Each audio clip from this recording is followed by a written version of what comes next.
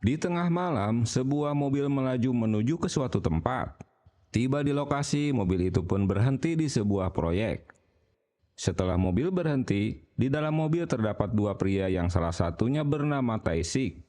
Tae-sik mau melakukan apa saja, termasuk mengecor sebuah tas yang dibawa mereka. Tentu atas suruhan pria yang bersamanya.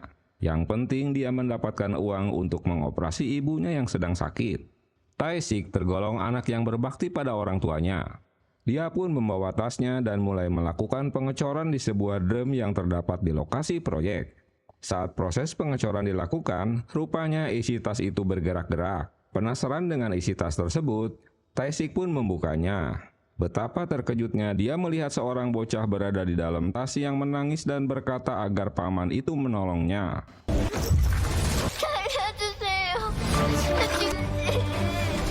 Sambil mengeluarkan pistolnya, dia jadi bimbang dan ketakutan apa yang harus dilakukan. Hingga terdengar suara tembakan di tempat tersebut. Dan cerita di fake pun dimulai.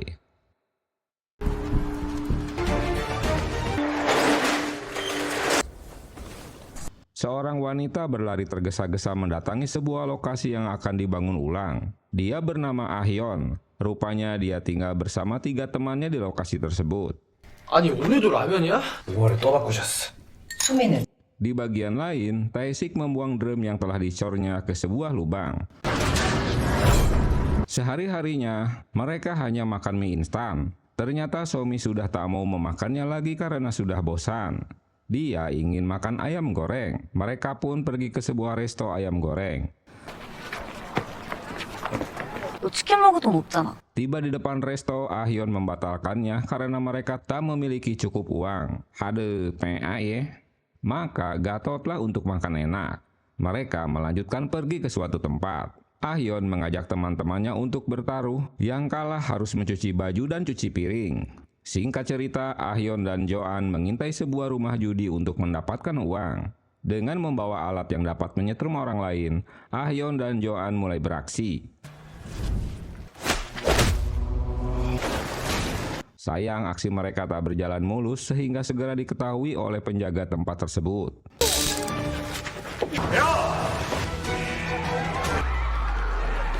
Mereka jadi panik karena bunyi alarm dan bubarnya para penjudi berhamburan melarikan diri. Para pengawal mengira jika mereka polisi dan memerintahkan untuk membunuhnya. Maka perkelahian pun terjadi.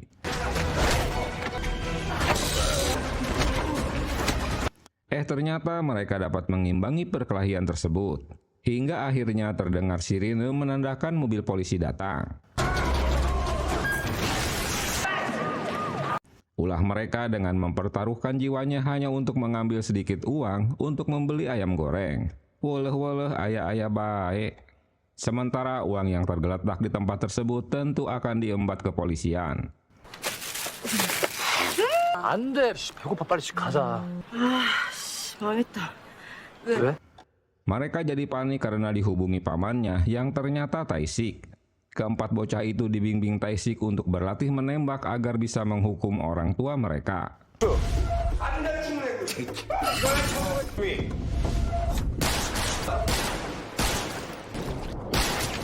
Mereka memiliki masalah pribadi masing-masing dengan keluarganya. Saat orang tua mereka membuang anaknya itulah keempat bocah itu ditemukan Tae-sik yang menolongnya.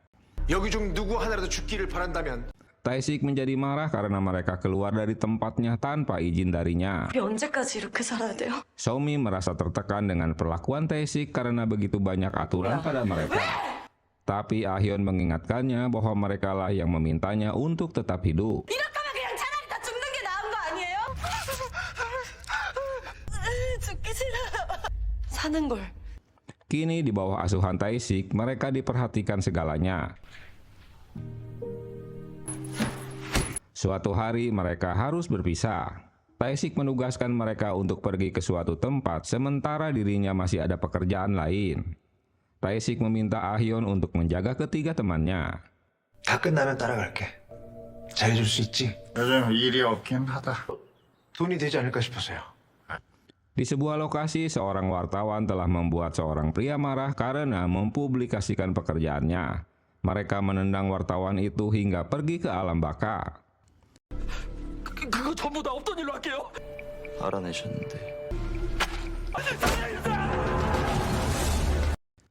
Di sebuah kelas, guru sedang melakukan tes pada murid-muridnya agar dapat diterima di sekolah kelas matematika Mensa, sebuah sekolah bergengsi untuk anak-anak pintar. Dinosaurs, who were called the kings of the earth, Genes are favorable and which ones are not? behind everyone else. What do you think? Can you share with your friends?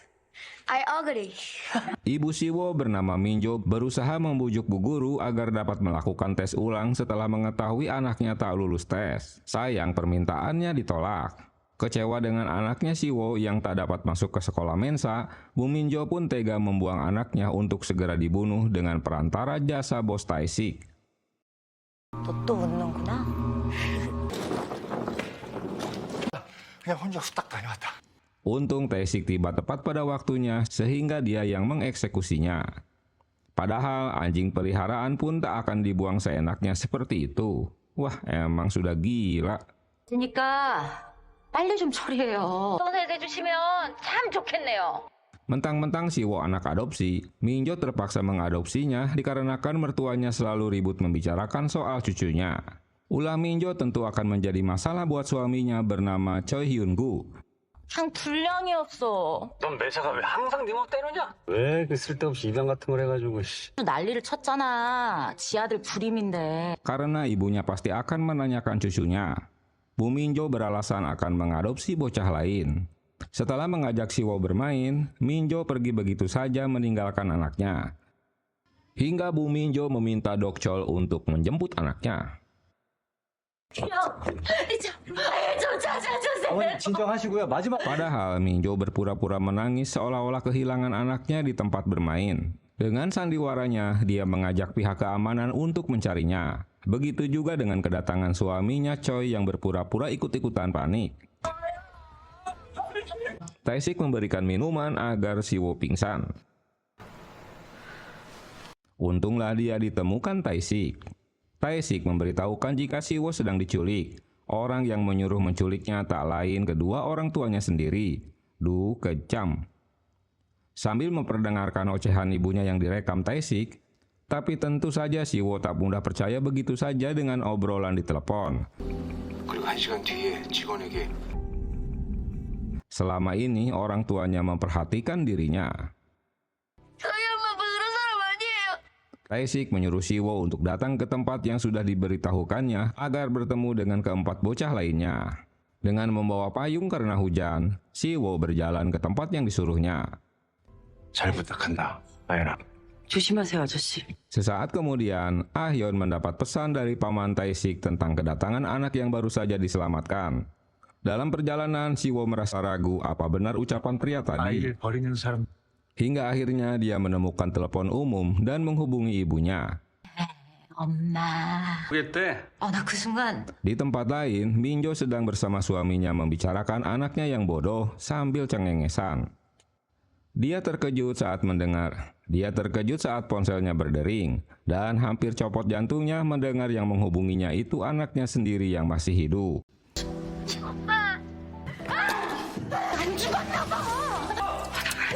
Ocehannya didengar Siwo mengapa anak itu masih hidup. Maka dia yakin jika ucapan pria tadi memang benar, bahwa kedua orang tuanya ingin membunuhnya.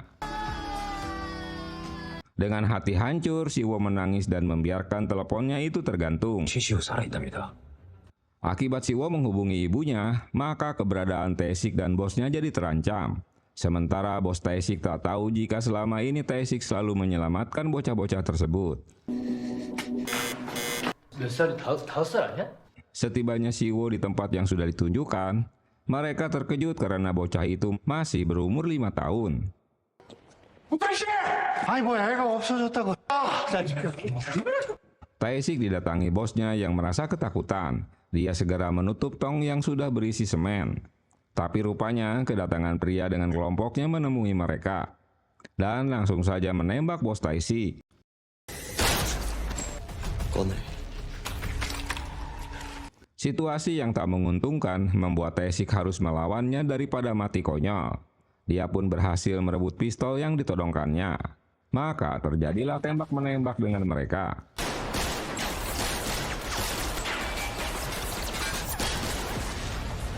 Sebelum kabur, Tae-sik menembak ban mobil milik mereka.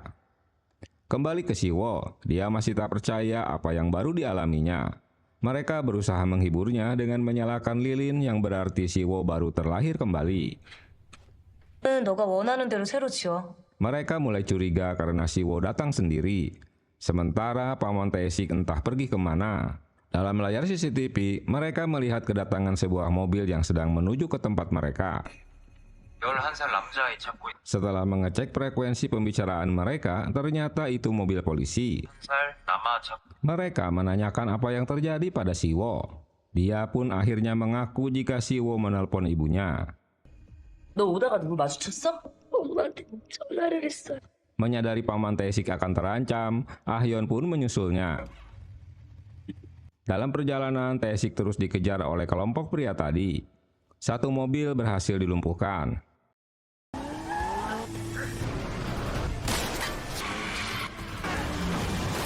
Tapi mobil lainnya terus mengejar Tae-sik. Sementara Ah-yeon menyusulnya dengan melalui GPS di mana lokasi Tae-sik berada.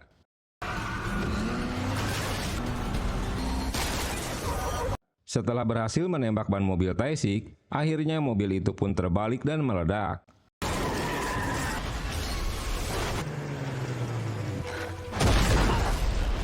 Padahal Ah-yeon sudah berada di dekatnya. Hanya menangis yang dapat dilakukannya. Mengetahui buruannya tewas, mereka pun pergi. Di masa lalu, Ah-yeon memberitahukan namanya pada Tae-sik dengan memberikan sapu tangannya. Saat itu, Ah-yeon orang pertama yang ditolong Tae-sik dengan menunjukkan di mana tempat tinggalnya. Hingga akhirnya Ah-yeon mendapat teman-teman lainnya yang bernasib sama dengannya.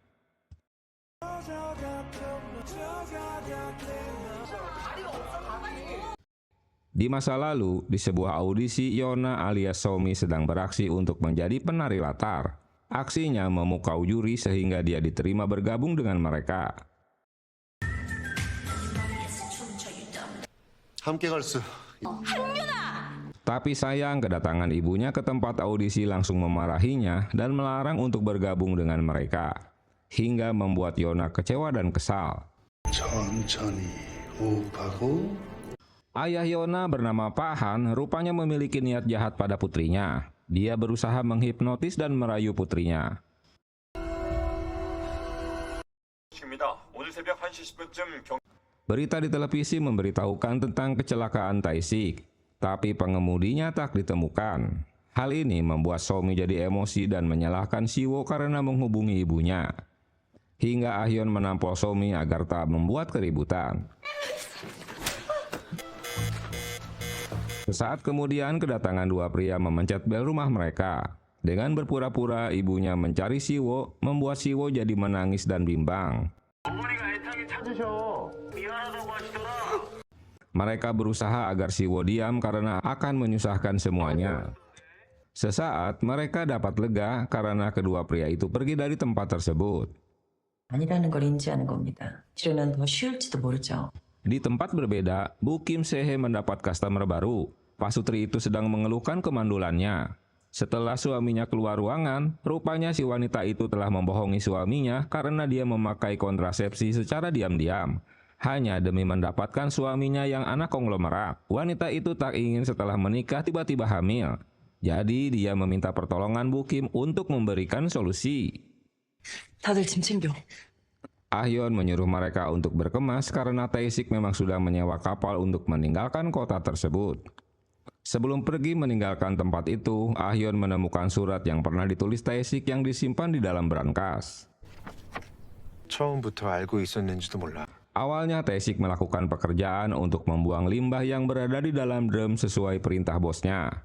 Lama-kelamaan dia merasa heran karena mendapat bayaran yang besar namun pekerjaannya mudah. 이렇게 간단한 일인데 알고 있었던. Dia yang penasaran akhirnya membuka isi tas itu yang baru saja dimasukkannya. Ternyata itu Ah-yeon. Dialah orang pertama yang diselamatkannya. Untuk menebus dosa-dosanya, dia selalu menyelamatkan bocah-bocah yang dibuang orang tuanya dan mengumpulkannya bersama Ah-hyun. Selain pistol, Ah-hyun juga menemukan alat rekam milik Tae-sik. Dia mendengarkan semua alasan orang tua mereka mengapa membuang anaknya. Di tempat kecelakaan, polisi melakukan forensik pada mobil Tae-sik yang sudah terbakar. Sementara Jung-hyun terus mengamatinya dari kejauhan. Setelah mendapat kabar di mana posisi telepon umum yang digunakan Siwo, dia mendatangi lokasinya dan mencari tahu di sekitar area tersebut. Karena lokasi itu memang akan dibangun ulang, jadi tak ada orang yang tinggal di sana. 철거 예정이라 아무도 없습니다. 이제 여길 떠나면 Ah-hyun mengingatkan teman-temannya untuk melupakan masa lalu yang kelam. Tapi ocehannya belum juga tuntas, tiba-tiba sebuah ledakan menghantam tempat mereka. 거기 가면 Dengan panik, mereka pun kabur dari tempat tersebut.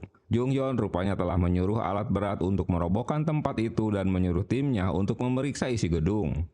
Dengan susah payah, mereka pun berhasil keluar dari tempat tersebut. Dan Joan yang sudah menyalakan kompor gas, tabung itu pun meledak. Gara-gara kaki Siwo yang terluka, hingga akhirnya mereka ketahuan. Setelah terus berlari, mereka pun dapat menghilangkan jejak. Tapi mereka tak menyadari jika ponsel mereka tertinggal dan ditemukan Jung-hyun tentang rencana kepergian mereka di pelabuhan Incheon. Di kelas, menghilangnya Siwo jadi pertanyaan buat teman-temannya. Berita simpang siur tentang Siwo membuat Ah-hyun bingung. Bo-kim menemui Minjo di gereja. Dia kesal dengan dirinya yang tak bisa punya anak yang pintar sesuai harapannya. Bo-kim, seorang wanita yang berwibawa, memiliki anak bernama Ah-hyun. Dia selalu menuntut putrinya untuk menjadi ranking pertama di sekolah. Kedekatan Ah-hyun dan Siwo memang sudah terjalin. 놀자. 빨리 놀자. Sepulang sekolah, Ah-hyun menemui Jun-hyung yang ternyata dia pamannya. Berarti aksi Jun-hyung bersama kelompoknya untuk mengejar Siwo atas perintah Bo-kim. 걔가 며칠째 학교에 안 나와. 이런저런 소문들만 막 도는데. Jung-hyun tak menanggapi pertanyaan Ah-hyun mengenai Siwo yang tak masuk sekolah. Rumornya dia dikirim ke rumah sakit jiwa atau benar-benar menghilang. Dalam perjalanan menuju pelabuhan, mereka tak menyadari bahaya yang akan dihadapi. Malam hari pun tiba, mereka mendatangi pria yang sudah janjian dengan Tae-sik. Setelah makan malam, pria tersebut memberikan titipan uang dari Tae-sik untuk kebutuhan hidup mereka. Dia membawanya ke pelabuhan di mana kapal sudah menunggu. Tapi rencananya tak semulus yang mereka kira. Jung-hyun yang sudah mengetahui rencana ini mendatangi tempat tersebut.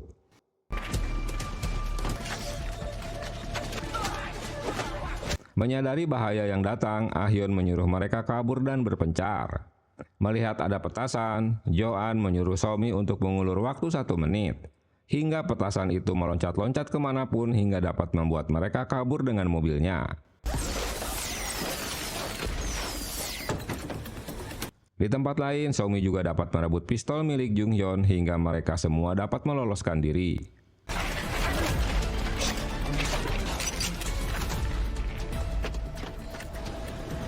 Di suatu tempat, Ah-hyun memperdengarkan rekaman yang didapatnya, di mana orang tua mereka membuang anak-anak adopsinya dengan cara membunuh. Duh, kejam. 17년 전 입양한 하는데 동의합니다. Ah-hyun mengingatkan bahwa anak adopsi dianggap sebagai barang. Mereka dibeli di panti asuhan dan diretur alias dibuang jika tak memuaskan harapan mereka dengan seenaknya. 난 찾아야겠어. Yang jadi pertanyaan, mengapa mereka harus membunuhnya? Mereka harus mencari tahu siapa dalang di balik semua ini, karena paman Tae-sik juga belum berhasil mengetahuinya. Di masa lalu, Pak Han adalah kepala sekolah dasar Daehan. Dia juga ayah Yona alias Somi. 시간을 한번 빼볼게요. Hari itu Somi diculik setelah mendapat pesan dari ibunya yang memintanya keluar dari rumah. Di hari yang sama, ayahnya juga menghipnotisnya. Untuk mencari tahu dalang pembunuhan mereka, Somi menyarankan dimulai dengan menguntit ayahnya.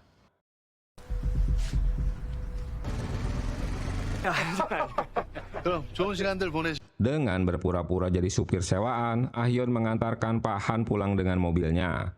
Tiba di rumah Pak Han yang memang kucing dapur, dia berusaha merayu Ah-yeon. Menurutnya Ah-yeon masih muda dan unyu-unyu. 목 벗은 지 얼마 안 됐잖아. Otak ngerasnya terus berputar.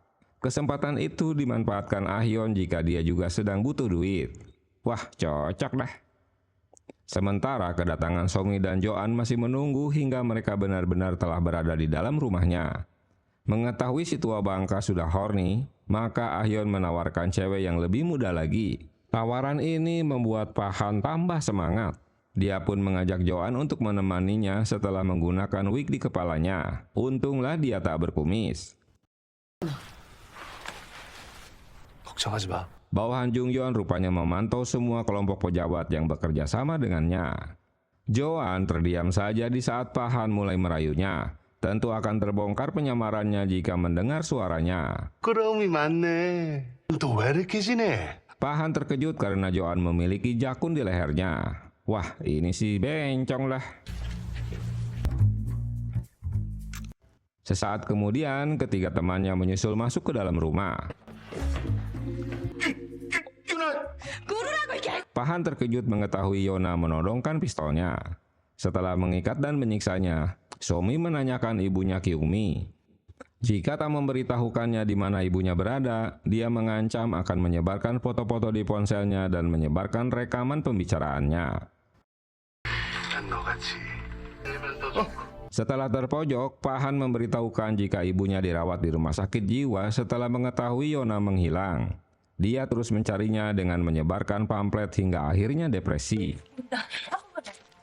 Pak Han memberitahukan jika yang merencanakan penculikan itu bukan ibunya, tapi dirinya. Saat itu Tae-sik dan bosnya orang yang telah menculiknya. Dia memakai ponsel istrinya yang tertinggal di rumah dan segera menghapusnya setelah Yona dibawa pergi. Mendengar cerita itu, Somi tak dapat menahan emosinya lagi karena dia harus menemui ibunya di rumah sakit jiwa. Dan berakhir dengan suara tembakan di rumah Pak Han.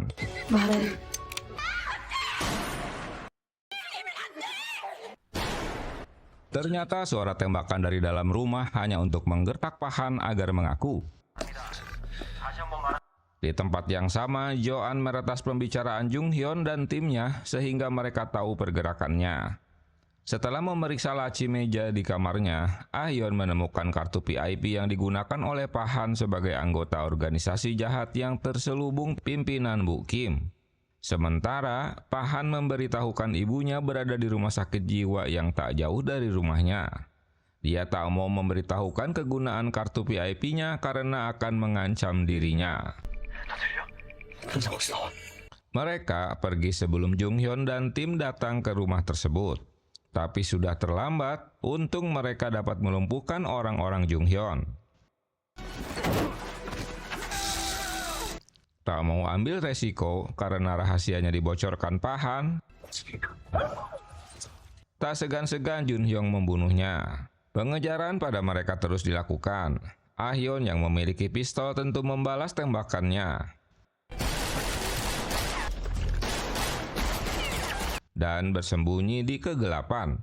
Tak ada pilihan, mereka harus menghadapinya. Rupanya suara tembakan memancing polisi datang ke TKP.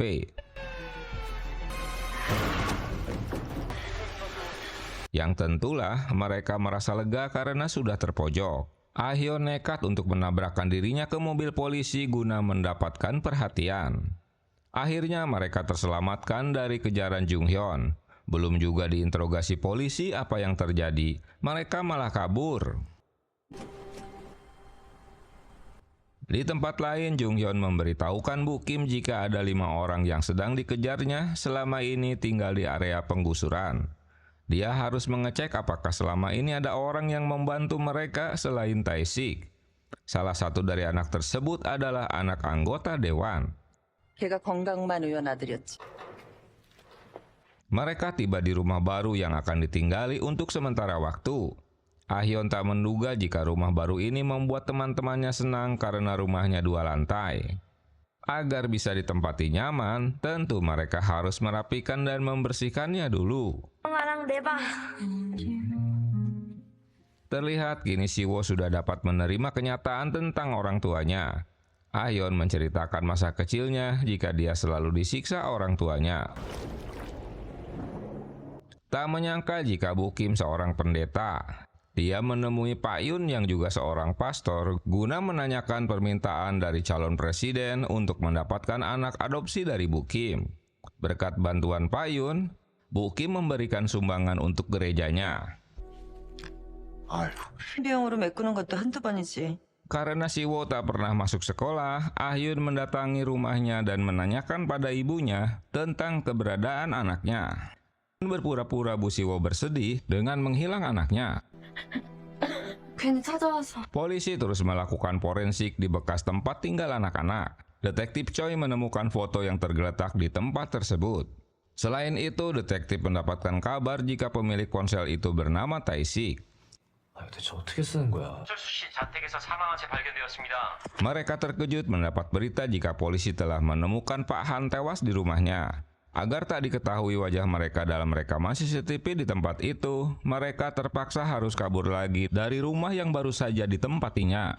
Mengetahui ibunya menelpon, Somi tak pikir panjang, dia segera menerima dan berbicara dengannya, tak sadar jika semua itu atas suruhan Jung-yeon. Dalam pembicaraan, ibunya tak berpikir normal. 올 때 유나 데려오지 좀 말고 엄마가 같이 가줘야 되는데. Untuk mencari tahu bagaimana kartu VIP itu digunakan, Ah-yeon tak punya pilihan selain menemui Bu Somi untuk menanyakan walau pendapatnya ini ditentang Joan karena pasti Jung-yeon sudah menunggunya.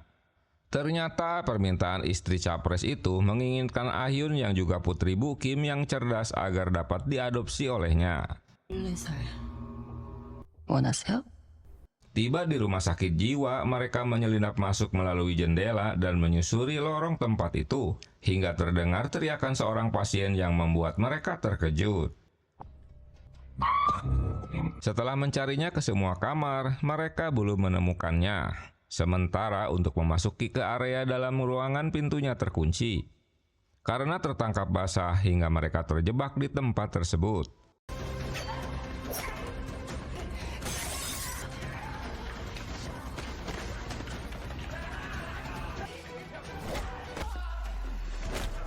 Di saat orang-orang Jung-yeon berdatangan,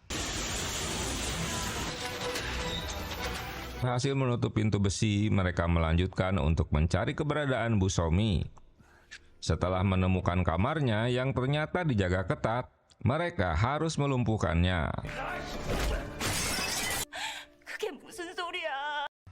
Somi menanyakan pada ibunya tentang dirinya seorang anak adopsi di saat Somi masih bayi. Ibunya meminta putrinya agar tak mencari tahu tentang kartu VIP tersebut karena akan mengancam dirinya. 그러면 위험한 사람들이야. 절대 가까이. Dengan menggunakan kursi roda, ibunya dibawa keluar dari tempat itu, yang tentu saja mendapat rintangan dari orang-orang Jung-yeon dan tak mungkin untuk membawa ibunya.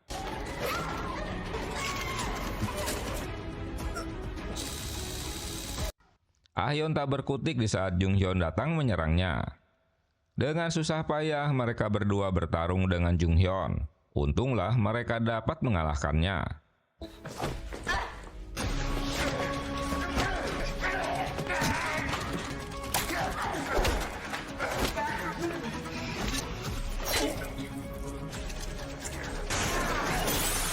Hingga berhasil keluar dari tempat itu. Dalam latihan tinju, Jun-hyung selalu mengutamakan emosinya. Dia tak mau dipukuli lawan sparringnya. Tiba di markas, Jun-hyung yang terluka diobati. Bu Kim berniat menambah timnya untuk menangkap mereka. Tentu agar Jung-hyun tak terluka. Sebelumnya di awal pertemuannya dengan Bu Kim, dia seolah-olah menjadi malaikat buatnya. Dengan bersedia mengadopsi Jung-hyun sebagai anaknya yang tentu dengan timbal balik. Sambil memberikan sarung tinjunya. Gagalnya Jung-yeon menangkap kelima anak mulai membuat Bu Kim khawatir jika kejahatannya akan segera terbongkar. Mengetahui kenyataan pahit yang terjadi, Ah-yeon berusaha menghibur Somi. Dia berjanji akan menjemput ibunya setelah semuanya usai. 위험한 놈들이라고. 놈들 이동경로 따고 있으니까 Mereka baru menyadari jika ternyata keadaannya jauh lebih membahayakan. Agar bisa memantau pergerakan Jung Hyun, Sok-soo menempelkan GPS di bawah mobilnya, hingga mereka dapat mengutipnya kemana Jung Hyun pergi. Pimpinan polisi tak dapat memberikan temuan detektif untuk melakukan tes di Departemen Forensik. Menurutnya kasusnya akan segera ditutup. Hanya melalui institusi swasta mereka dapat melakukannya. Detektif tak mau menyerah, dia terus melakukan penyelidikan. 선배님, 이거 안 하시면 안 됩니까? Dengan foto yang didapatnya, dia mengingat kejadian 3 tahun lalu di mana Sung-woo, anak Pak Kwon yang anggota DPR dan ketum partai tewas akibat kekerasan di sekolah. Saat itu detektif Choi bertanya-tanya pada teman sekelasnya, tapi mereka tutup mulut. Di hadapan wartawan, kematian Sung-woo membuat orang tuanya bersedih. Menurut berita, ketiga pelaku kekerasan di sekolah tak ikut menghadiri pemakaman Sung-woo. Mereka sudah mengundurkan diri. Kekerasan di sekolah yang selalu terjadi hingga membuat Sung-woo bundir. Detektif Choi menyadari ada yang janggal. 야, 어떻게 개미새끼 한 마리 안 보이냐? Di tempat lain, hingga malam hari mereka terus mengintai tempat di mana Jung Hyun berada. Untung kerja keras mereka tak sia-sia, Ah Hyun dapat melihat kedatangan orang-orang ke tempat tersebut sambil menunjukkan kartu VIP. Kesempatan itu dimanfaatkan Ah Hyun dan Joan untuk menyelinap masuk ke gedung sambil merekam aktivitas mereka. Di pintu masuk mereka diharuskan memakai topeng. 그게 어디야? 가면? Ternyata mereka datang untuk mengikuti lelang penjualan bocah dengan dalih adopsi. 경매가 Mereka diperlakukan seperti barang yang dibanderol dengan harga 250 juta won dengan garansi uang mereka akan dikembalikan hingga usia 18 tahun jika bocah itu tak memenuhi syarat atau mengecewakan orang tuanya. Waduh, kacau. Hingga akhirnya bocah yang memiliki gen terbaik bisa terjual setengah M. 소리야? Tentu peristiwa ini membuat kelima anak-anak itu bingung dan terkejut karena mereka sebelumnya bagian dari transaksinya. Transaksi bocah kedua yang baru saja dilahirkan 2 hari sebelumnya terjual dengan harga hampir 1 miliar. Peristiwa yang dilihat langsung olehnya membuat Ah Hyun hampir tak dapat mengendalikan emosinya. Ah Hyun dan Bu Kim sama-sama mencurigai satu sama lain. Rupanya Ah Hyun sebelumnya anak yang diadopsi Bu Kim. Karena Ah Hyun kalah dalam kompetisi itulah membuat Bu Kim marah dan membuangnya. Duh, kejam. 그 사람이 나를 밟고 서 있다는 뜻이야. 시상식도 왜 3분부터 하겠니? Keberhasilan bisnis suami membuat Bu Kim terkejut karena mendapatkan hadiah rumah dari suaminya. Dasar wanita iblis, bukannya berterima kasih, suaminya malah dibunuh dengan cara meracuninya. Aduh, PA.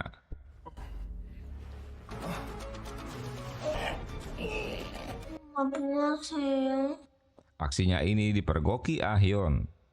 Detektif Choi memaksa masuk ke kantor partai untuk bertemu Pak Kwon. Karena sudah tertangkap basah, mau nggak mau Pak Kwon menerimanya. Tapi pertanyaan detektif membuat Pak Kwon marah karena mempertanyakan kematian anaknya 3 tahun lalu. 아프네요. 많이 닮았네요, 우리 아들이랑. 이만 나가주시죠. Sambil menunjukkan foto yang dibawanya. Tentu foto itu menjadi tanda tanya Pak Kwon mengapa anaknya masih hidup. 이 사람은 태식이 아저씨야.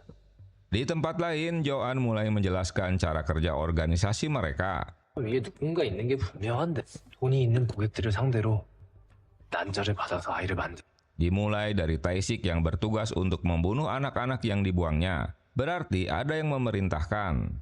Selain itu, mereka juga melakukan bisnis membuat anak dari hasil jual beli sel telur dan sperma. Selain melakukan lelang penjualan bayi, mereka mencurigai Bu Kim sebagai otak dari semua bisnis haram ini. Kini mereka harus menyelidiki pendonor sel telur dan menemukan komklab yang diduga sebagai penyalurnya. Ah Hyun menyamar ke sebuah diskotik untuk mencari pelaku pendonor sel telur yang berhubungan dengan Bu Kim. Sesuai dugaan Ah Hyun, ternyata Bu Kim yang melakukan proses bayi tabung secara ilegal. 다음 건 뭐예요? 그분 건 언제쯤 받... Dengan bermodalkan kartu VIP miliknya, Ah Hyun ikut menyelinap dengan rombongan anggota lainnya. Untuk mengetahui apa yang sebenarnya terjadi, dan keberadaannya terus dimonitor teman-temannya. Di tempat lain, menyadari anaknya masih hidup, Pak Kwon memarahi Bu Kim karena tak melakukan tugasnya dengan benar seperti janjinya. Bu Kim malah balik mengancam jika ketahuan anaknya masih hidup, maka publik akan jadi heboh, yang tentu akan mengancam karir politiknya. 억울함 고소하세요. 지금 나랑 뭐 하자는 거야? 이게 더 Sesaat kemudian, Ah Hyun datang ke tempat yang sama dengan disambut Jung Hyun. Mereka sama-sama tak tahu apa yang terjadi di dalam. 건데 언제 들어오세요? 내일은 꼭 들어갈게. 걱정 마. 무사해. Detektif Choi memeriksa barang bukti yang ditemukan hanya berisi percakapan Jung Hyun dan Ah Hyun seperti umumnya percakapan adik kakak. Tak ada yang mencurigakan. Di satu ruangan, rupanya mereka sedang memeriksa kondisi wanita-wanita yang didatangkan ke tempat tersebut. Apakah kondisinya baik atau buruk tentu untuk diambil sel telurnya. Salah satu perawat menanyakan Ah Hyun yang tak ada di tempat tidurnya.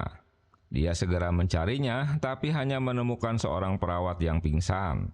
Menyadari ada penyelinap, sirine berbunyi dan mereka segera memburunya. Dengan dibantu Joan, Ah Hyun mengikuti perintahnya untuk masuk ke ruang server dan dapat mengcopy datanya.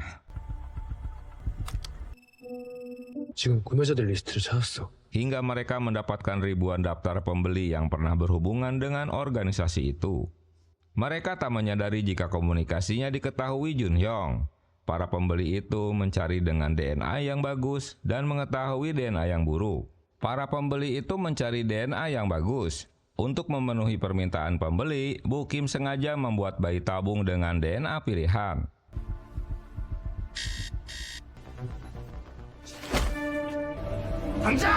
Jun Hyung marah dan meminta kelompoknya untuk menutup akses seluruh gedung.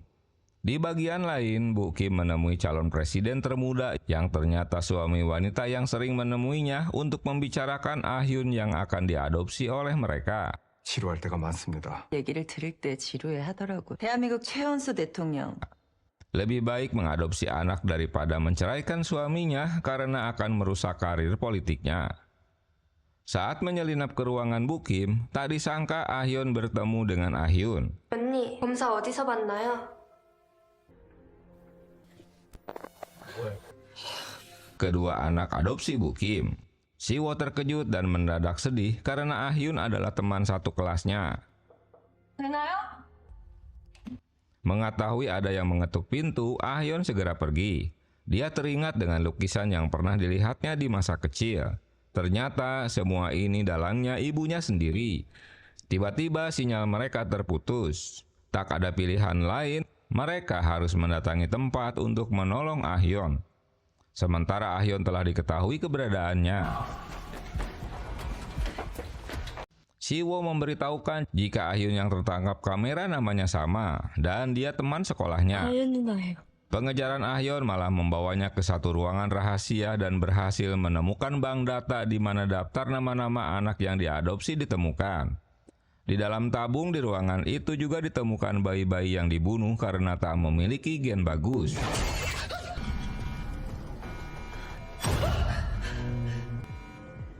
Setelah Ah Hyun diambil darahnya, tiba-tiba ada pengumuman jika semua pegawai harus segera meninggalkan gedung tersebut. Ah Hyun terkejut mendapat telepon dari Siwo yang selama ini memang mencarinya. 나 최시우. 너 도대체 어떻게 된 거야? 좀 도와줄 수 있어? Dia meminta tolong Ah Hyun tapi harus merahasiakan pertemuan mereka. Sementara Ah Hyun terjebak dalam ruangan tersebut dan mereka berusaha membuka paksa pintunya. Ah Hyun kabur melalui lorong ventilasi udara dan berhasil mencapai area lobi untuk berkumpul dengan yang lainnya. 마스크 내립니다. Saat pemeriksaan dilakukan, Ah Hyun tak punya pilihan selain melawan mereka dan berhasil mendapatkan pistol penjaga. hingga berhasil membunuh beberapa penjaga sambil kabur dari hadapan Jung Hyun kembali masuk ke gedung itu. Dan berakhir di ruangan rahasia. Dengan susah payah, tentu dia harus berjuang sendiri melawan kelompok Jung Hyun.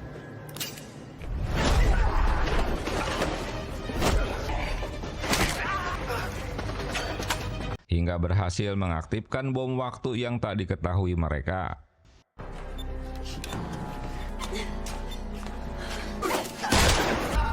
Takut mati konyol, Ah Hyun kembali merebut pistol milik penjaga dan sama-sama menodongkan pistol tersebut hingga bom itu meledak.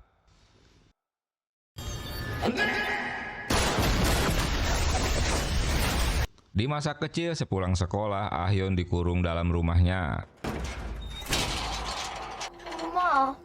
Akibat ledakan bom, semua pegawai tewas kecuali Jung Hyun.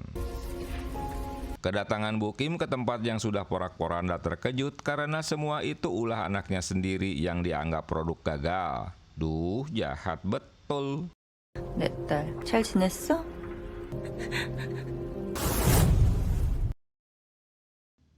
Di masa lalu, Bu Kim selalu menuntut Ah Hyun untuk selalu menjadi anak yang terbaik.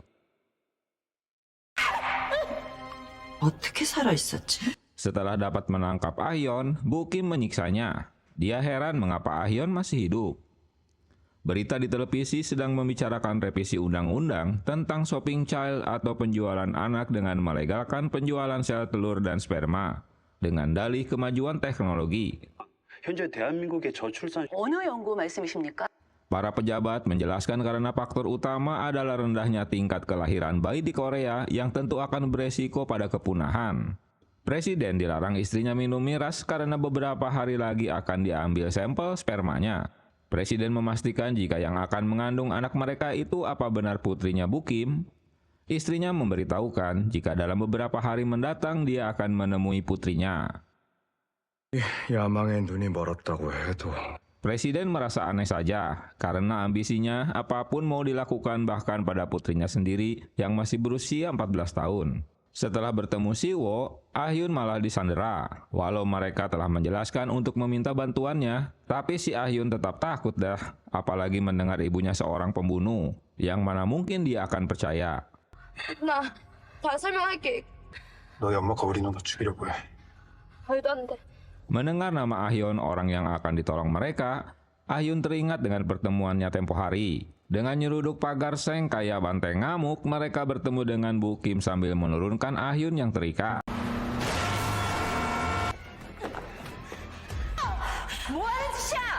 Akhirnya, mereka membebaskan Ah Hyun yang juga sedang disandera olehnya.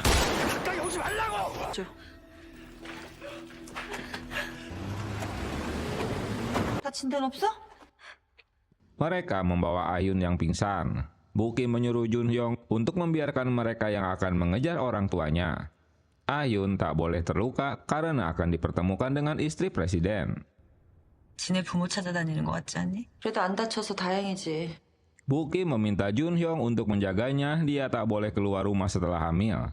Ternyata Ah Hyun tak pingsan, dia mendengar rencana ibunya. Ah Hyun teringat dengan nomor ponsel yang dituliskan Jun A di telapak tangannya, jika suatu saat dia membutuhkan bantuannya. 사랑한다는 눈빛을 보내주세요. Tiba di rumah, mereka baru menyadari jika wanita yang tadi mereka temui adalah orang yang sering tampil di televisi. Dia juga ternyata ibu Ah Hyun. Panik karena Ah Hyun masih tak sadarkan diri, sementara mereka tak dapat membawanya ke rumah sakit. Sedangkan untuk memanggil dokter Park mereka tak ada duit.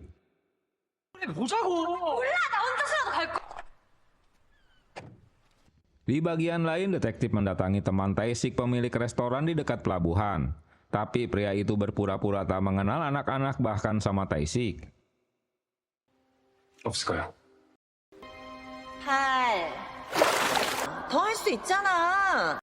Dalam pingsannya, Ah Hyun teringat saat ibunya memperlakukannya dengan kejam.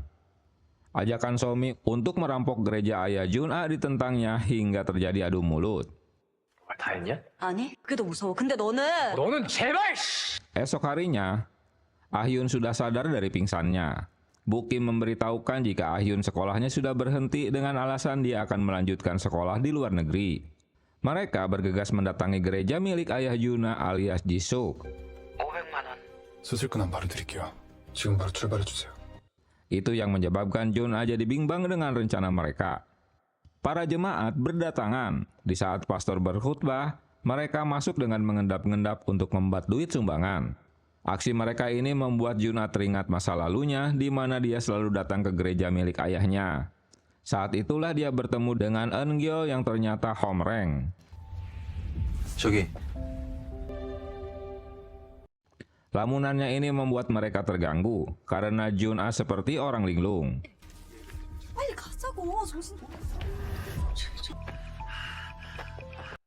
Tiba-tiba seorang jemaat berteriak ada api hingga membuat khotbah terganggu. Pastor panik dan berusaha memadamkan api yang membakar tempat uang mereka. Sebelum bertemu istri presiden, Ayun didandani dulu biar terlihat cantik dan anggun. Tiba di lokasi, kedatangannya disambut oleh ibu presiden. 오셨어요. 반가워요. 아연양. Kepintaran Ayun dalam menyajikan minuman membuat istri presiden terharu. Saat mereka izin untuk berbicara berduaan, entah bloon atau lugu atau juga anak berbakti pada ibunya, Ayun akan menuruti apapun perintah ibunya. 하는 일이에요. 하시니까요. Dokter yang mata duitan mau juga menolong mereka. Menurutnya masa kritis Ayun telah lewat. 급한 고비는 넘기라는 바라. Di laboratorium, proses injeksi sperma selesai dilakukan. Buki menyaksikannya dengan senang. 열렸습니다. 대학 시작하겠습니다. 이거 별거 있겠어. 그냥 내 Revisi undang-undang biotika yang dikenal dengan penjualan anak akan diberlakukan. Rencana ini memicu publik untuk melakukan protes. 모든 수단을 동원해 젖은 것은 명분뿐이라는 Pastor meminta hak usaha penjualan manusia jika proyek bayi tabung ini berhasil sukses. 거래소 사업권을 줬던 정자난자 거래소. Ahyeon akhirnya siuman, dia mendapatkan pesan dari detektif Choi untuk segera menghubunginya. Dia memberikan semangat pada Juna karena ragu-ragu untuk menghadapi mereka. Semua itu bukan salah kita. Dan juga kita tak akan membiarkan hidup kita terus bersembunyi. 숨어서 살아야 된다고 생각을 하잖아. 잘못한 건 우리가 아닌데 내버려두지 않을 거야. Mereka kembali ke gereja guna memasang kamera di kotak amal dan memasukkan amplop atas nama Jisuk. Setelah membaca amplop-amplop yang didapat, Pastor Yun membaca amplop yang dituliskan Ahyeon jika pastor telah membunuh Eun-gyo hingga dia jadi marah.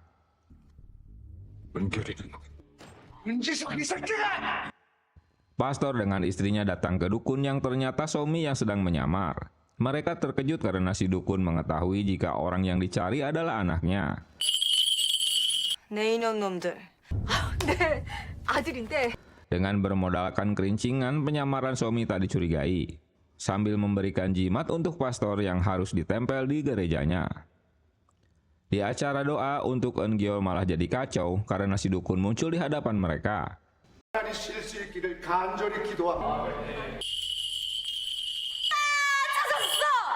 Dengan memberitahukan jika dia telah menemukan Jisuk alias Jona. Munculnya Jisuk mengejutkan mereka. Jona tak basa-basi lagi, dia segera menyetrum ayahnya hingga pingsan.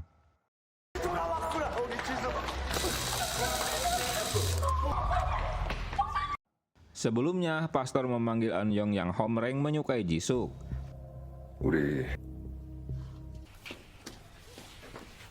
Malam itu mereka kembali mendatangi gereja dan membuat pastor babak belur. Setelah mereka pergi, Jun-hyung juga datang ke gereja dan menyuruh pastor berbicara di telepon. 이제 오시면 어떡하... 목사님, 통화 괜찮으세요? Buki menolak permintaan pastor untuk mengelola hak usaha jual beli anak. Setelahnya, Jung-hyun membunuhnya. Di masa lalu, Sok-su mendapat perlakuan tak baik dari ayahnya. Dia bahkan dianggapnya lebih rendah dari anjing mereka. 말도 금지! 데리고 와가지고 Hanya dikarenakan putranya kalau bicara selalu gagap. Mengetahui Sok-su pergi ke dapur untuk mengambil makanan, membuat ayahnya memukulinya. 말라고 했지? 내가 Karena dianggap hanya membuang-buang makanan saja, Sok-su benar-benar tak dianggap sebagai manusia. Karena selalu gagap dalam berbicara, dia dengan penuh kemarahan menyuruh anaknya untuk menggonggong seperti anjing. Kematian pendeta dan istrinya di dalam gereja membuat kehebohan. Polisi menuduh anaknya sendiri yang telah melakukan pembunuhan bersama teman-temannya. Karena tertangkap kamera CCTV, kemunculan wajah-wajah mereka membuat istri Kwon terkejut. 했다는 소식입니다. Nah, salah satu wajah yang ditampilkan Soksu, dia pun memberitahukan suaminya. Setelah melihat berita di televisi, Pak Kwon menghubungi Ibu Kim untuk mengeluhkan mengapa anaknya masih hidup sambil memarahinya. 은 과거 학교 폭력으로 이런 스스로 손을 막아 지금 나이 어때라는 거야, 뭐야? Tak terima dimarahi, tentu Bu Kim mematikan panggilannya. 한 말 했어? 신년이 나와가지고 다시 살린다. Rupanya komisaris polisi juga sedang bertemu dengannya, guna mengucapkan terima kasih karena telah mengadopsi anak darinya. Dalam berita di televisi, kasus ini dikategorikan sebagai pembunuhan berantai karena dilakukan oleh kelompok yang sama. Di TKP, hanya detektif Choi yang tak percaya jika itu ulah keempat bocah. Tak hanya itu, bahkan polisi saling rebutan untuk menangani kasus mereka. 연쇄 살인 사건으로 전환됐습니다. 빼어질 시간 내려왔습니다. Tim khusus tak percaya jika tewasnya Pak Han berhubungan dengan pelaku yang sama. Komisaris polisi mendengar beberapa kasus jika mereka meretur anaknya. Dia tak mau polisi menginvestigasinya karena pasti akan jadi masalah jika wartawan telah mempublikasikannya. Dia meminta Bu Kim yang menangani kasusnya. 그 사람 아들 죽은 거 전부 늘 잡아서 그냥 저한테 보내. Setelah berkali-kali detektif Choi menghubungi Ayon, akhirnya Ayon memberikan data lengkap anggota mereka dan bukti pembicaraan Pak Kwon saat meretur anaknya. Dia meminta detektif agar bekerja layaknya polisi.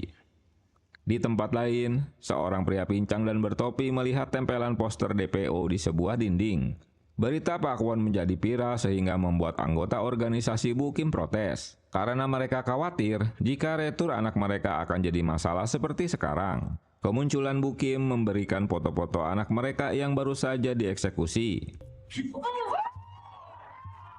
진행하고 있습니다. Mereka harus memastikan korban telah tewas sebelum dibuang. Waduh, parah ya, anak dianggap limbah aja. Dan jika ada masalah, dia akan memberikan kompensasi sebesar 10 miliar. Kini Pak Kwon jadi bulan-bulanan wartawan. Kemunculan detektif Choi menemuinya untuk memperdengarkan rekaman dirinya saat memerintahkan Bu Kim untuk membuang anaknya. Tentulah ucapan itu dibantahnya. Dia berpura-pura juga untuk merindukan putranya. 요즘 사람들 참 무서워요. Jika anaknya memang masih hidup, cobalah dibuktikan untuk membawa ke hadapannya. Karena tekanan wartawan terus memojokkannya, akhirnya Pak Kwon menyerah dan memohon agar tak mengusik anaknya. 우리 아들 좀 그만 좀 괴롭히지. Jangan sampai mereka membunuh anak untuk kedua kalinya. Tentu dengan akting kesedihan mereka. Setelah semua kisruh, kini Bu Kim tak mau menjawab panggilannya. Bu Kim tersenyum melihat akting Pak Kwon di depan kamera. Menurutnya aktingnya semakin pintar saja. 정치인이 아니야. 배우야, 배우. Setelah revisi undang-undang penjualan sel telur disetujui Dewan, tentu kini Bu Kim dengan bebas memperjualbelikan hingga menjalankan prosesnya. Atasan memanggil Pak Choi. Dalam kesempatan itulah temannya yang berkhianat memfoto-foto dokumen yang didapatnya dan mengirimkannya pada Jun Hyung. Sebelum pergi ke laboratorium, Ah Hyun menanyakan pada Jung Hyun apa yang akan terjadi pada dirinya jika dia telah melahirkan bayinya. 다음에 나는 어떻게 될까? Apakah ibunya juga akan membuang dirinya? Dan bagaimana juga jika ibunya sudah tak membutuhkan Jung Hyun? Dia juga pasti akan membuangnya. 삼촌이 데려다주는 거 아니야? Pak Kwon tak menyadari jika dia dikuntit oleh detektif Choi. Dia menemui kelompok preman untuk menangkap anaknya. Pekerjaan ini akan dibayar 200 juta won hingga jasadnya sampai dikuburkan. Waduh. 금방 다녀올게. Ayon mulai bergerak untuk membatalkan rencana Bu Kim. Rupanya sebelum pergi, Ah Hyun telah berkomunikasi dengannya. 입니다. Tak sulit untuk membawa Ah Hyun kabur dengan mobilnya. Para tim dokter tak bisa menghubungi Ah Hyun hingga kemunculan Bu Kim, putrinya belum juga datang. Dia mendapat kabar jika Ah Hyun diculik. 아연 양이 납치됐답니다. 니 말지. Jika tak bisa membawanya kembali, Bu Kim menyuruhnya untuk membunuh putrinya. Duh, kejam. Detektif mengirimkan pesan jika lokasi persembunyian mereka sudah diketahui. Ayon memberitahukan Soksu tapi tak digubrisnya. 뭐 있어? Detektif Choi berkomunikasi dengan Ahyon. Sesaat kemudian mobil detektif Choi tiba-tiba meledak, ternyata Jung Hyun menaruh bom di mobilnya. Mereka pun keburu datang ke TKP. Kini mereka dikejar oleh dua kelompok yang berbeda. Pertarungan tak bisa dihindari.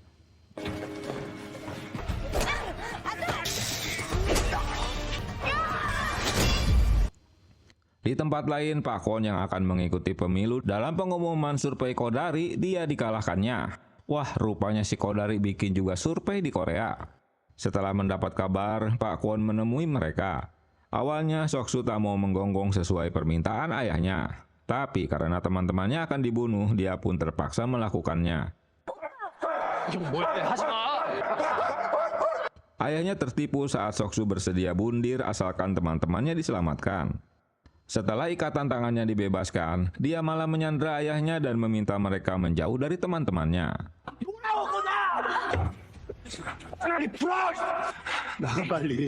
Ikatan anak-anak itu dibebaskan, tapi bukannya pada pergi, malah pelanga-pelongo tak jelas.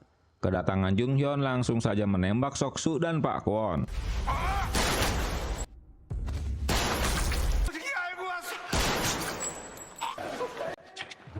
Hingga kelompok geng itu juga kabur. 나 안 가, 삼촌. Jung Hyun jadi serba salah setelah Ah-hyun tak mau diajak pulang. Padahal tugasnya untuk membunuh kelima bocah itu. 한꺼번에 죽인다. Ah-hyun tak peduli walau dirinya akan ikut dibunuh pamannya. Sambil masuk menemui teman-temannya. Melihat Soksu tertembak membuat Ah-hyun histeris. Dalam sekaratnya, Soksu senang karena mereka tetap bersama-sama hingga sekarang. Karena luka tembaknya, Soksu pun tewas. Kepergiannya tentu membuat mereka menangis. Itulah pemandangan yang menyedihkan di saat Ah-hyun baru bergabung dengan mereka.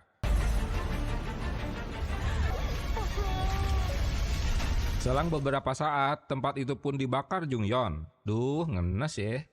Dalam kondisi darurat, mereka terkejut melihat kedatangan Tae-sik. Mereka mengira jika Tae-sik telah tewas dalam kecelakaan tempo hari. Saat kejadian sebelum mobil meledak, Tae-sik telah pergi meninggalkan mobilnya. Tae-sik dirawat di rumah sakit dengan status pasien tak dikenal. Dia terus mengingat anak-anak yang meminta tolong padanya. Sementara, Jung Hyun masih menunggu kobaran api itu sedang melalap bangunan tua tersebut. Tae-sik mengajak anak-anak segera pergi dari tempat mereka. Jung Hyun sendiri mulai goyah dengan pendiriannya karena tak sampai hati membunuh Ah-hyun. Saat bertemu Bukim, dia ngoceh-ngoceh sambil menampol Jung Hyun karena sengaja membiarkan mereka lolos. Walau kesal, Bukim mengingatkan Jung Hyun bahwa tugasnya untuk membunuh sesuai perintahnya termasuk membunuh Ah-hyun. 해야 할 일이잖아. 알겠니? Di rumah duka, mereka masih tak percaya dengan kematian Soksu. Tae-sik menyadari jika itu salahnya karena datang terlambat untuk menolongnya. Begitu juga dengan Ah-hyun karena dia tak bisa melindunginya. 못 지켰어요, 제가. 내가 너무 늦었어. 이제 석수가 없어요. Berita di televisi menyebutkan kematian anggota Dewan Kwon yang tewas beserta 4 korban lainnya di sebuah gudang kosong. Diduga pembunuhnya orang yang sama dengan yang membunuh Pastor Yun. Berita ini membuat istri presiden kecewa karena batal untuk mendapatkan adopsi Ah-hyun dari anak Bukim. 국회에서 이야기가 좀 도는 모양. 사람들이 내 사생활 얘기 오른. Istri presiden memberitahukan bahwa sebenarnya dia mendengar di Dewan Nasional bahwa ada rumor tentang Pak Kwon yang tergabung dalam yayasan jual beli adopsi anak. Setelah menganalisanya, istri presiden berpendapat jika tak terjaga dengan baik kerahasiaannya, jadi dia ikut-ikutan gelisah. Karena dia paling benci jika orang lain membicarakan tentang masalah pribadinya. 제가 만난 걸 아는 사람 Tak mau lepas begitu saja prospek bisnisnya dengan istri presiden, Bukim berusaha melobinya kembali. 아무 흔적도 없이. 그래서 솔직히 시끄러운 일도 있었습니다. Tae-sik meminta Ah-hyun agar menjauhi hal-hal yang membahayakan jiwa mereka. Namun Ah-hyun sudah terlanjur basah, dia akan membalas dendam untuk membunuh Bukim. Dia tak bisa mengakhirinya begitu saja. 애들한테 약속했어요.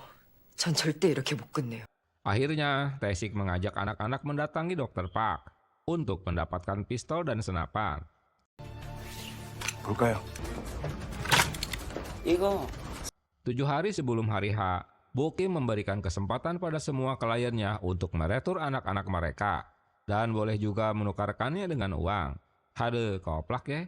Penjelasan itu membuat istri presiden heran. Bagaimana mungkin anak yang sudah dibesarkan akan ditukar begitu saja? 어떻게 아이를... 인간들은 아이를 돈 주고 사지 않아요. Bu Kim juga mengingatkan jika DNA suaminya sudah tercampur dengan sel telur anak perempuannya. 유전자가 제 딸아이한테 있다는 거. Dengan ditemani Ahyun, mereka mulai mengatur strategi untuk menyerang laboratorium. Dari sekian undangan yang telah disebarkan, sebanyak 96% mendaftar untuk meretur anaknya. Duh, emang kucing. Meong. 아연이 언제 죽일 거야? 정이 들어서 애를 못 버려? Selain didesak agar sisa kliennya juga ikut mendaftar, Jung Hyun ditegur lagi karena belum membunuh Ahyun.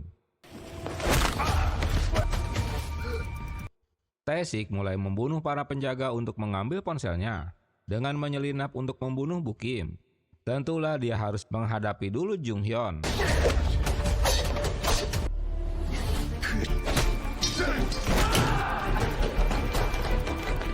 Dalam suatu kesempatan, dia berhasil kabur dan memberikan ponsel itu untuk diperiksa Joan.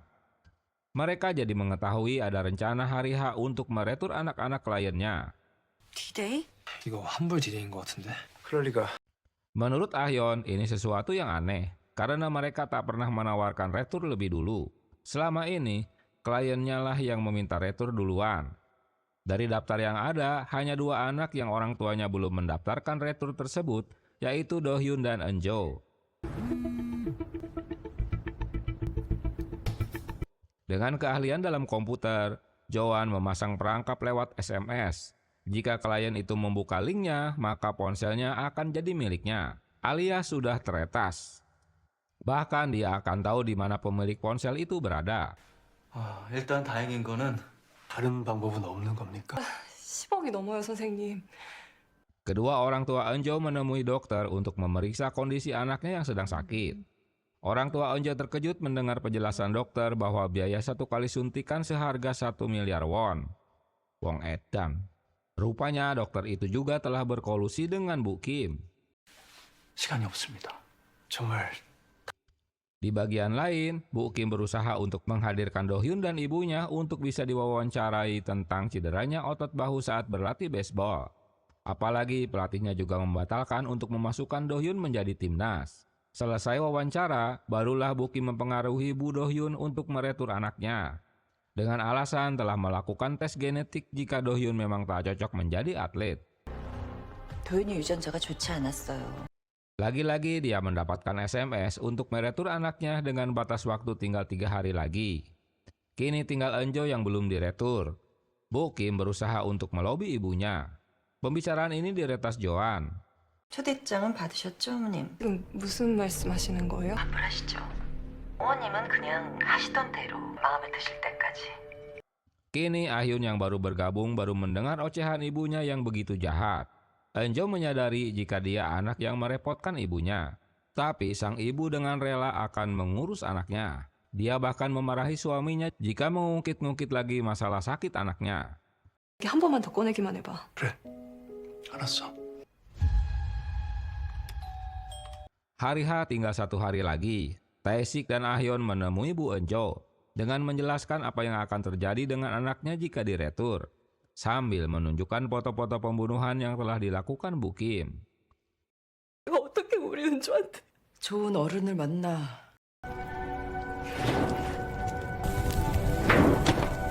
Di tempat lain, Jung Hyun membakar barang-barang dan foto yang pernah diberikan Bu Kim. Esok harinya, hari H pun tiba. Bu Kim meminta Jun Hyung untuk menyingkirkan semua anak-anak yang telah diretur. Hari itu, Do Hyun diminta menyerahkan ponsel pada ibunya, karena mereka berencana untuk piknik atas undangan Bu Kim. Sementara Tae-sik dan anak-anak agar bergegas untuk menyelesaikan misinya. Hanya Siwo dan Ahyun yang tak ikut dengan mereka.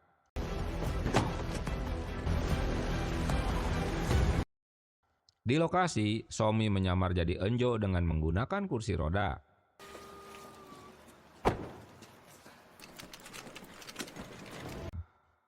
Istri presiden ingin bertemu dengan Ahyun yang katanya telah hamil DNA suaminya. Dengan cuap-cuap, Bu Kim belum memperbolehkan bertemu anaknya. 한번 모실게요, 여사님. 네, 무슨 말이야? 해결될 거예요. Joan menyamar dengan mobil catering. Mereka melumpuhkan satu persatu para penjaga dan mulai menyelinap ke dalam gedung.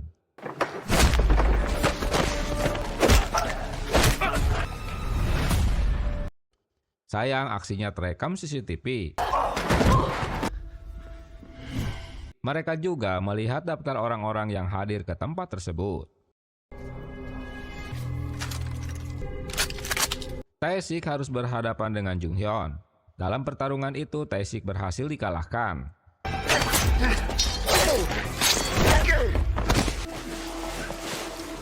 Di dalam ruangan, para orang tua mengemukakan alasan untuk meretur anak-anaknya. Umumnya mereka kecewa karena anak-anaknya tak bisa mengikuti harapan orang tua mereka. 와이프가 키우기 너무 힘들어하니까. 너무 많죠. 여드름이 너무 많이 나니까. 혐오스러웠어요. Para orang tua terkejut dan protes mendengar arahan Bu Kim untuk membunuh anak-anak mereka masing-masing dengan pistol yang sudah disiapkan. Jika mereka menolak, maka para pengawal yang akan membunuh mereka. 그럴 거면 환불 취소하겠습니다. Keberadaan Somi dan Soan di ruang CCTV diketahui sehingga mereka menyerangnya. Soan kabur dari tempat tersebut. Menyadari ada yang tak beres, orang tua Eunjo akan pergi dari tempat tersebut.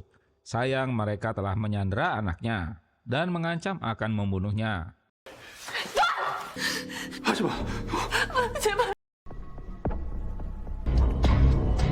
Sementara aksi pengintaian Ahyun dengan senapannya diketahui juga oleh Jung Hyun. 들에게 무엇을 줄 수 있어요? Sebelum permainan dimulai, masing-masing anak harus menceritakan kisah hidupnya selama tinggal dengan orang tua mereka. 항상 절 응원하고 Anak-anak menceritakan kasih sayang dan kebaikan orang tuanya. Tentu bertolak belakang dengan pernyataan orang tua mereka. 전 사진 찍는 걸 되게 좋아. 저 임신 안 했습니다. 무슨 소리예요? Tak ada pilihan, Ahyun mendatangi istri presiden untuk menceritakan bahwa dia tak hamil. Dan juga aksi kejahatan yang dilakukan Ibu Kim. Dia juga tak berniat membuat bayi tabung dengan sel telurnya, tapi menggunakan sel telur miliknya. Ada banyak sel telur miliknya di laboratorium. 지 애를 만들려 했다. 나랑 내 남편을 속이고? Bu Kim telah membuat percobaan ribuan DNA pria dengan sel telurnya. Demi mendapatkan keturunan yang sempurna. Tentulah selama ini istri presiden merasa dibohongi. Di bagian lain dengan alat setrum, Joan membantu temannya yang disandera. 오래 기다리셨습니다. 지금부터 게임을 시작하겠습니다. Permainan pun dimulai. Semua orang tua harus menodongkan pistol pada anaknya masing-masing. Mereka harus dapat menyelamatkan diri jika tak mau mati konyol. Para orang tua yang tak mau mengikuti permainan ini juga akan mati ditembak pengawal. 살아남는 게 이렇게 어려운 것만 아빠는 절대 불러서는 안 돼요. 총을 쥔 쪽은 총을 쏘지 않으면 Karena anak-anak juga ketakutan, maka mereka berusaha melarikan diri. Yang tentu tewas tertembak dah. 3, 2,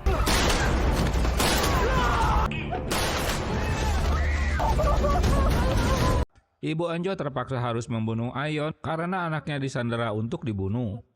Dengan kesempatan yang ada, Ahyun dapat melakukan perlawanan. 우리 은주 살리는 이기적인 엄마 될 거예요. 은주가 Namun Bu Kim menghadirkan Eunjo yang telah disandera lebih dulu. Sang ibu tak rela anaknya dibunuh Bu Kim karena dia berusaha melindungi, akhirnya dia yang ditembak. 은주 내 딸이야. Bu Kim berusaha untuk membunuh Ahyun, hingga membuat kekisruhan di tempat itu dan para orang tua berusaha menyelamatkan diri. 엄마가 정신 차려! Kemunculan Joan membantu Ahyun untuk melakukan perlawanan.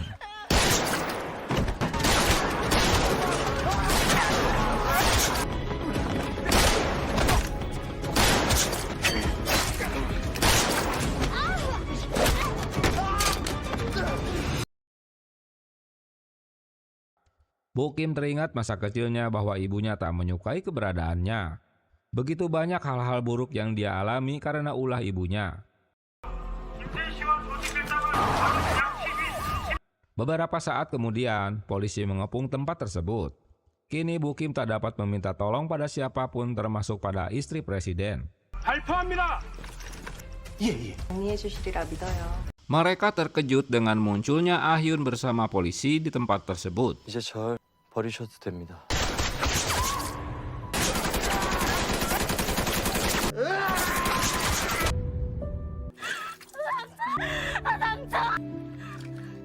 Di laboratorium, dia berusaha untuk mengamankan sel telurnya. Namun kedatangan Ah Hyun mengejutkannya. 그건 완벽할 것 같아? Ah Hyun yang telah diperlakukan tak seperti manusia, dia tak ragu-ragu menembaknya. 당신이랑은 다르게. 까불아! 근데 나한테 왜 안 그랬어? 고 김세희 대표의 검찰청이 오늘 오전 Esok harinya, berita penjualan adopsi ilegal yang berkedok yayasan menjadi topik utama yang telah dijalankan selama ini oleh Bu Kim Si-hye. Polisi juga menggerebek tempat-tempat yang telah mengeksekusi anak-anak untuk dibunuh. Tae-sik yang memang berada di tempat tersebut ditangkap. 2 tahun kemudian, persahabatan mereka tetap berlanjut. 몇 번을 보는데 왜 이렇게 떨려? 이 누구는 한데 Di lapas, Joan mengunjungi Tae-sik yang sudah dipenjara. 아저씨랑 같이 하려고 팩도 없... Mereka mendatangi tempat dengan pemandangan indah untuk mewujudkan janji mereka sebelumnya. Munculnya Soksu hanyalah angan-angan mereka, karena Soksulah yang mengajak mereka untuk mendatangi kembali tempat tersebut. Cerita ditutup saat mereka melakukan pesta makan malam di rumah baru mereka. 면이라도 좀 때려드려? 어디서 치킨 냄새 나는 것 같은데